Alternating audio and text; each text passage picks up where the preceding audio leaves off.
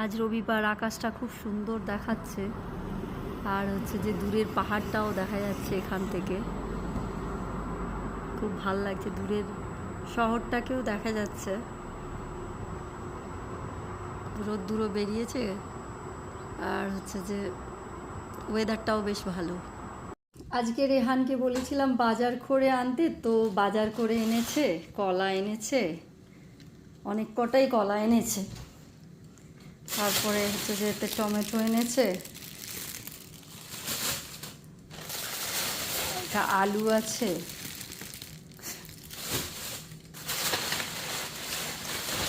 পেঁয়াজ এনেছে, এই যে পেঁয়াজ, আর হচ্ছে যে রসুন এনেছে, রসুন, আর দুধ আছে এখানে। দুধ এরকম পাওয়া যায় এখানে, এরকম এখানে দুধ পাওয়া যায়। সেইগুলো এখন গুছিয়ে রাখি।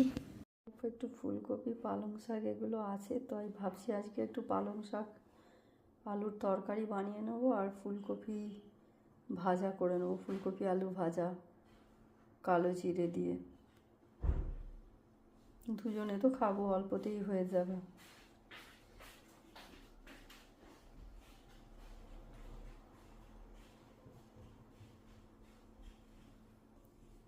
কাটা হয়ে গেল ফুলকপি, আর হচ্ছে যে আলু ডুমো ডুমো করে কেটেছি, তো এটা একটু ভেজে নেব কালো জিরে দিয়ে আর কাঁচা লঙ্কা দিয়ে।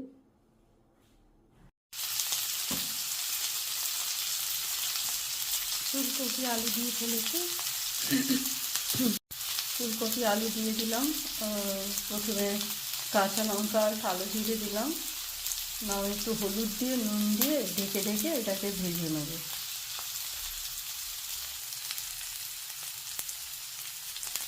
হলুদ আর নুন অ্যাড করে দিলাম। কপিটা হওয়ার জন্য ঢাকনাটা ঢেকে দিয়েছি। আর ইন দ্য মিন টাইম আমি হচ্ছে যে এই চিকেনটা গ্রিল করে নেব। চিকেনটা ম্যারিনেট করে রেখেছিলাম, অল্প করে একটু গ্রিল করব।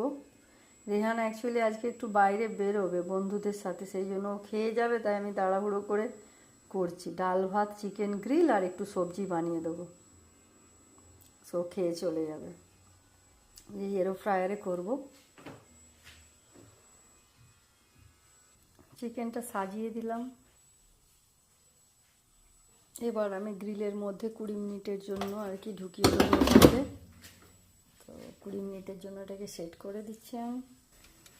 20 মিনিটের জন্য সেট করে দিলাম। চিকেনটা ফ্রিজে রেখে দিই, পরে হবে। এখন দেখে নিই এটার কি অবস্থা। এটা তো ভালোই লাল লাল হয়ে গেছে। এখন চেক করার যে সেদ্ধ হয়েছে কিনা, মনে হয় হাই ফ্লেমে একটু লাল লাল হয়ে গেছে।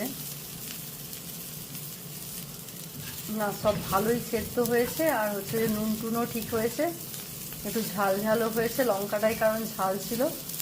বাস আমি নামিয়ে নেবো, হয়ে গেছে। আর জ্বালাবো না এটাকে, বেশি পোড়াবো না এটাকে।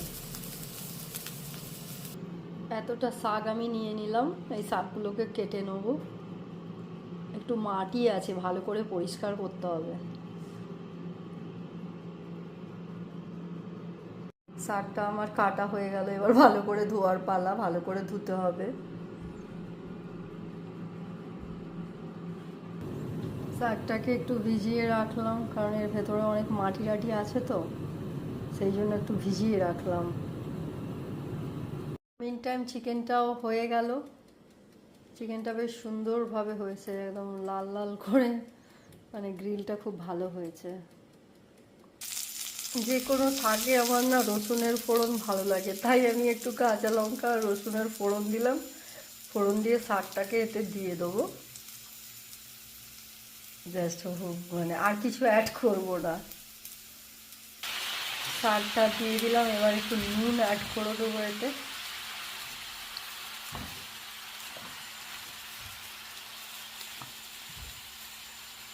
শাকটা দিয়ে দিলাম, এবার একটু নুন অ্যাড করে দেবো এতে।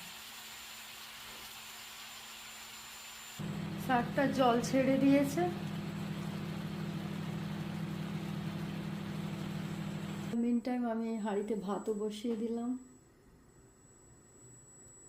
ইন দ্য মিন টাইম আমি হাঁড়িতে ভাত বসিয়ে দিলাম, আর এখানে আমার শাক হচ্ছে,